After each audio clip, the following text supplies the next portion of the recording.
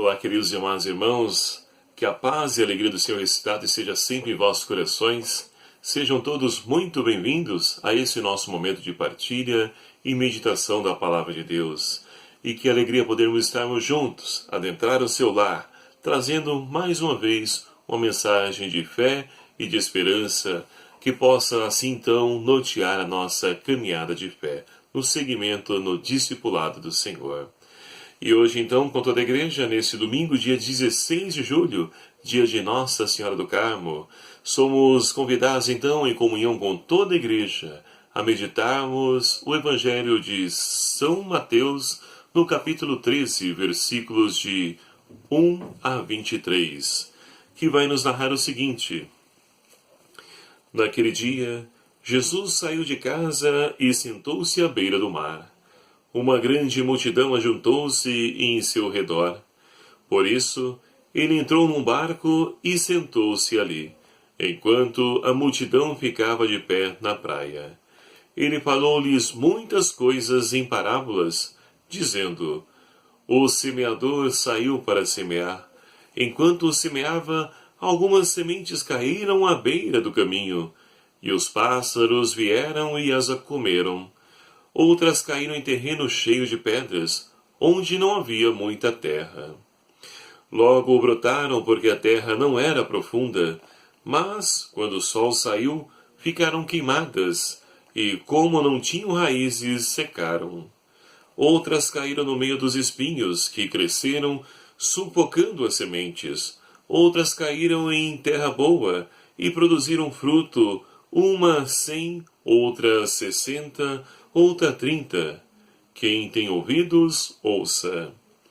Os discípulos aproximaram-se e disseram a Jesus: Por que lhes falas em parábolas?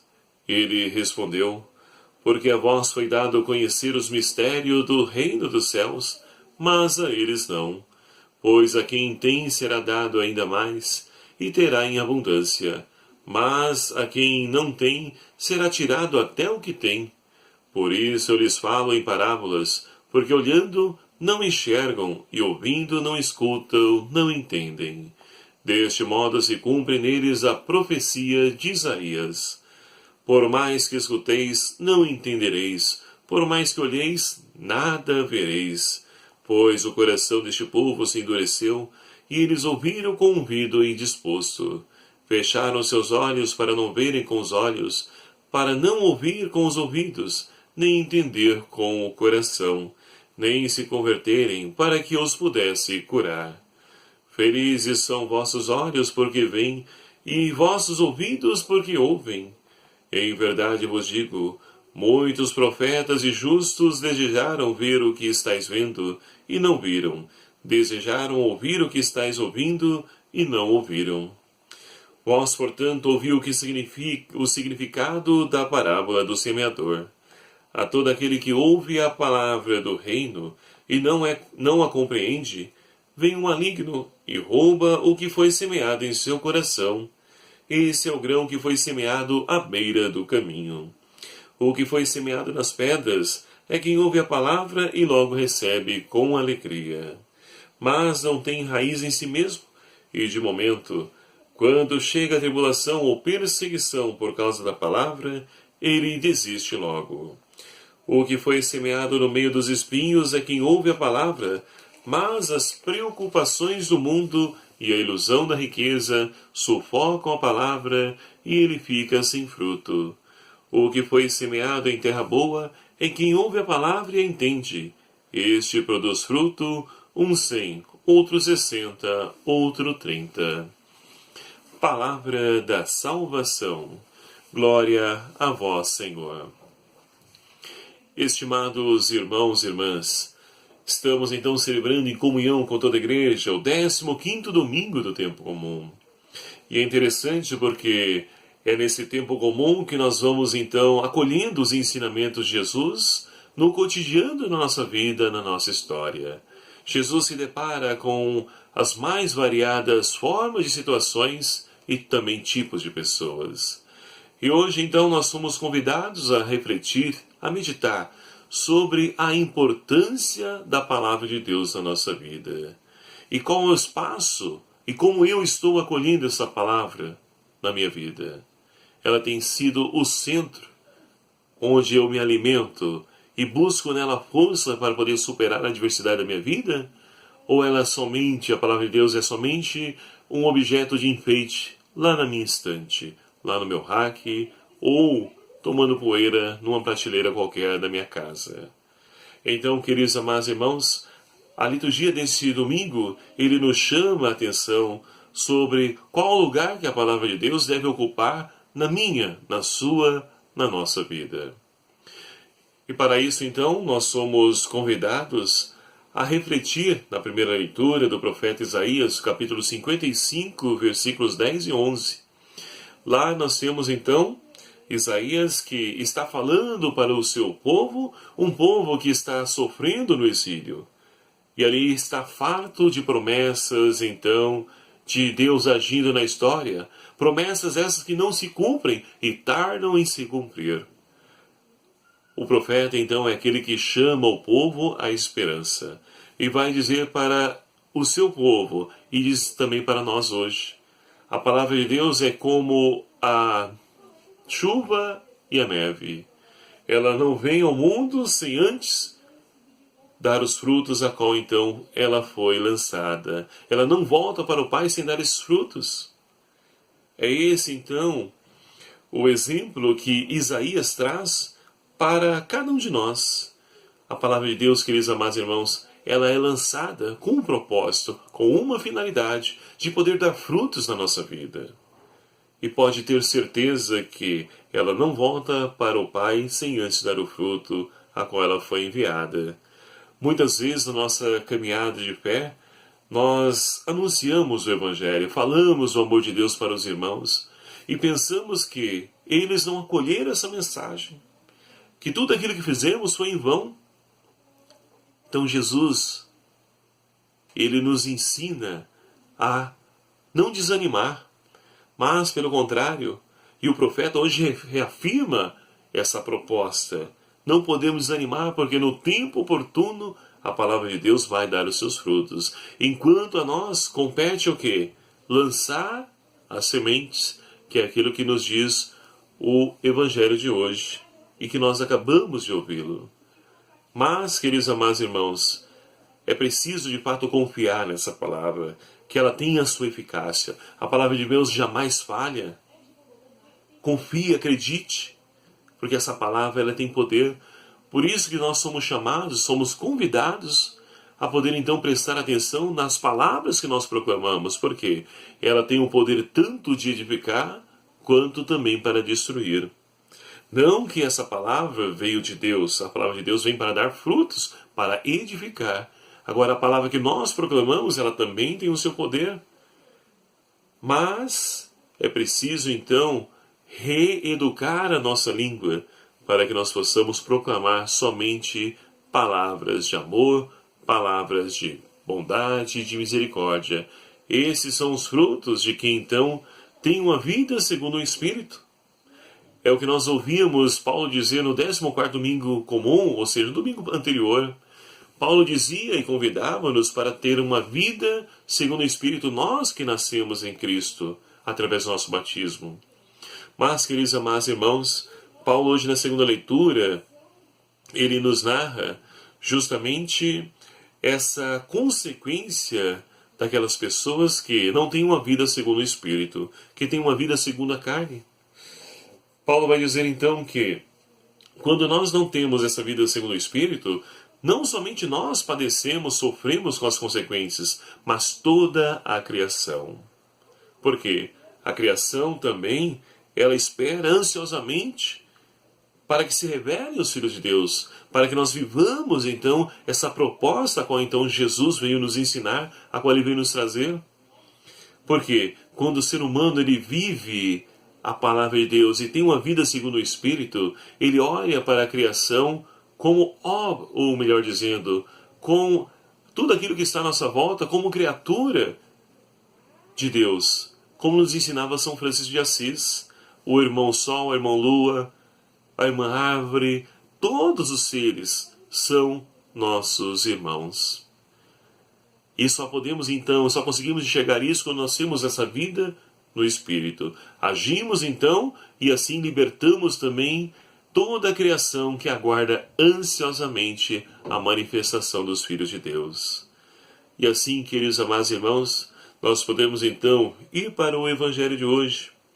Porque ter uma vida segundo o Espírito é também ter uma vida deixando-se conduzir pela palavra de Deus. Porque como o salmista de hoje, ele nos ensina a rezar: a semente caiu em terra boa e deu fruto. Quando nós, de fato, e o Evangelho vai nos falar justamente dessa realidade, quando nós fazemos o nosso coração esse solo fecundo, a palavra de Deus então encontra abrigo, morada, e ela produz frutos de vida e santidade na vida, na história de cada um de nós. E o Evangelho de hoje proclamado, queridos amados irmãos, de São Mateus, capítulo 13, de 1 a 23, vem nos narrar justamente três situações. Primeira, a parábola do semeador. A segunda parte do Evangelho, Jesus então vai dizer por que ele fala em parábolas para o povo. E na terceira e última, Jesus vai falar justamente a explicação, vai trazer a explicação da parábola do semeador. Mas, queridos amados irmãos, no início do Evangelho, Jesus então, ele está ensinando. E é interessante que tamanha multidão que o cerca, que ele sobe num barco e começa a ensinar. E aí então ele narra para nós a parábola do semeador, contando aí alguns tipos de solo, onde então a semente foi lançada e a consequência, a atitude de cada solo desse que ela foi lançada. E aí então nos diz que primeiramente ele lança nesses solos onde ali então os pássaros vêm e comem, são a semente lançada à beira do caminho. Vem ali então os pássaros, comem, e essa semente não pode então produzir os frutos, não pode brotar. E aí então nós temos também mais diversos tipos de solo. O solo então, aquele que a semente cai também, e ela então não tem uma raiz, e é por isso então que ela morre. Mas nós temos em contrapartida, queridos amados irmãos, aquele solo fecundo, que é aquela semente que caiu em terra boa, e ali pôde dar frutos, 100, 60, 30. A quantidade aqui é o que menos importa, o que importa é produzir frutos. E assim também é a nossa vida, deve ser a nossa vida, dar frutos. Não importa a quantidade, é claro que quanto mais, ótimo, mas não devemos estar preocupados com isso, porque isso é a lógica do mundo de hoje. A questão de resultados, de competição, disputa, rivalidade. A nossa vida não pode ser assim. Deve estar pautada, então, segundo a proposta de dar frutos, de ser fruto de vida, fruto de santidade, fruto de conversão à vida dos nossos irmãos. E aí, então, Jesus segue dizendo na metade aí do Evangelho, na segunda parte, falando justamente por que ele diz em parábola. E é interessante que Mateus ele vai se utilizar também da explicação de Jesus para poder justificar para os judeus da sua comunidade que se converteram ao cristianismo que Jesus é o Messias. Que ele então fala em parábolas para que se cumprisse a profecia. E é interessante porque Jesus diz para os discípulos: a vocês foram dado conhecer os mistérios de Deus, mas a eles não. Por quê? Ora, os discípulos estão junto de Jesus, já estão crescendo nessa intimidade.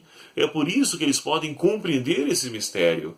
Enquanto o povo está chegando, ainda torna-se obscuro toda essa riqueza, o mistério, a qual então Jesus está revelando a cada um deles. Não que Deus não queira revelar, pelo contrário, quer sim, mas cada um é chamado a fazer a sua experiência particular com Jesus, com essa palavra. Deixar então que essa palavra transforme a sua vida, cresça e dê esses frutos. Não depende isso de quem está de fora, depende de nós mesmos. Que tipo de solo eu quero ser? E é isso então que Jesus explica para os seus discípulos no final do Evangelho de hoje. Ele vai então dizer que todo aquele que ouve a palavra de Deus e não a compreende, vem o maligno e rouba o que foi semeado em seu coração. E se nós então não deixamos que essa palavra cresça em nós, através da leitura, através da oração, como nos propõe a igreja nos dias de hoje, a Lectio Divina, rezar com essa palavra, ler essa palavra, meditar nessa palavra, fazer com que ela gere vida na nossa vida.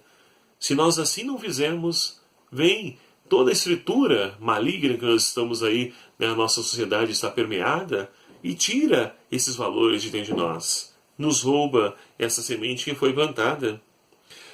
O que foi semeado então nas pedras é então aqueles que ouvem a palavra e logo recebem com alegria. E olha que interessante, mas não tem raiz em si mesmo. É de momento. Quando chega a tribulação ou perseguição por causa da palavra, ele desiste logo.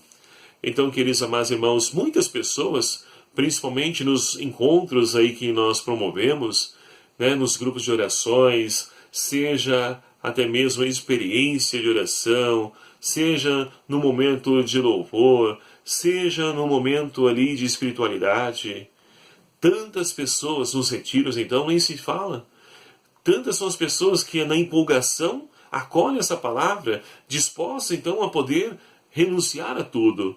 Mas começam as tribulações, as perseguições, e isso é próprio daqueles que estão buscando o Senhor. O próprio livro do Eclesiástico, no capítulo 2, vai dizer: queres seguir o Senhor? Prepara-te para a prova.